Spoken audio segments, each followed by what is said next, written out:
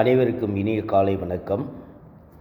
இன்று உங்களிடம் George Bernard Shaw பற்றி ஒரு சில தகவல்களை பகிர்ந்து கொள்ள விரும்புகின்றேன். ஜார்ஜ் பெர்னார்ட் ஷா அயர்லாந்தில் பிறந்த ஒரு சிறந்த எழுத்தாளர், நாடக ஆசிரியர், உலக புகழ் பெற்றவர். 50க்கும் மேற்பட்ட நாடகங்களை எழுதியுள்ளார். இவர் ஒரு ரொம்ப வித்தியாசமாக திங்க் பண்ணக்கூடிய ஒருத்தர். இவர் பியூர் வெஜிடேரியன், நான் வெஜிடேரியன் சாப்பாடுகள் தவிர்த்தார். மேலும் தன்னை சந்திக்க வரும் நண்பர்களிடம் அசைவ உணவுகளை தவிர்க்கும்படி கோரிக்கை வைப்பாராம். இவர் ஒரு இடம் சொன்னார். ஆக்சுவலாக மேரேஜ் பற்றி சொல்லும் பொழுது, marriage is a legalised prostitution என்று சொன்னார். மேலும் ஷேக்ஸ்பியரோடு நான் சிறந்த ஒரு எழுத்தாளர், சிறந்த ஒரு நாடக ஆசிரியர் என்று சொன்னார். ஷேக்ஸ்பியர் 37 பிளேஸ் 37 பிளேஸ் எழுதியிருக்காரு. கடைசியாக அவர் எழுதின அன்ஃபினிஷ்டு பிளே என்னன்னா 2 நோபல் கிங்ஸ்மென்.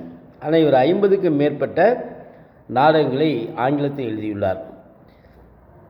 இவருக்கு நோபல் இவருடைய எழுதிய நாடகங்களுக்காக ஆஸ்கார் அவார்டு வாங்கியிருக்காரு. அதே மாதிரி நோபல் பிரைஸ் வாங்கியிருக்காரு. ஆஸ்கார் அவார்டு, நோபல் பிரைஸ் வாங்கியதில் முக்கியமான ஒரு எழுத்தாளர் நம்மளுடைய பெர்னார்ட் ஷா தான்.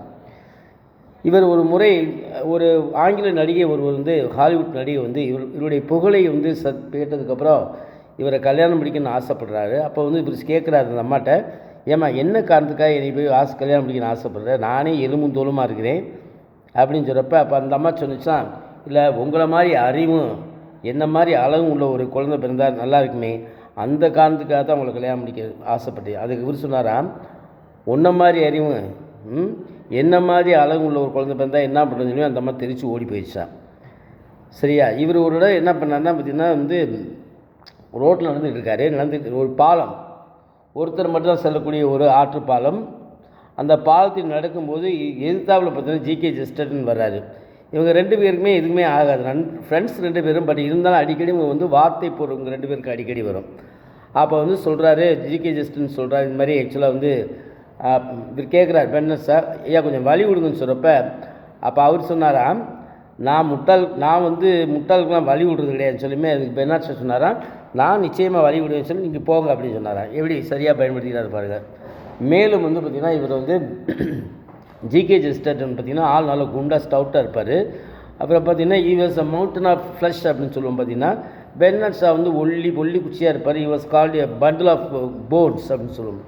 2 பேரும் ஒரு சந்திக்கிறப்ப சொல்கிறாரு, ஜிகே ஜெஸ்டர்னு சொல்கிறார், இது மாதிரி பெர்னார்ட் ஷாட்ட, உன்னை ஆளை வெளிநாட்டிலேருந்து யாராச்சும் நம்ம நாட்டுக்கு பார்த்தான்னு வச்சுக்க, எவ்வளோ வறுமையில் பஞ்சத்தில் பரதேசிகள் ஆளுங்க இருக்கான்னு சொல்லி உன் உருவத்தை பார்த்தே சொல்லிடுவான் அப்படின்னு சொன்னாராம்.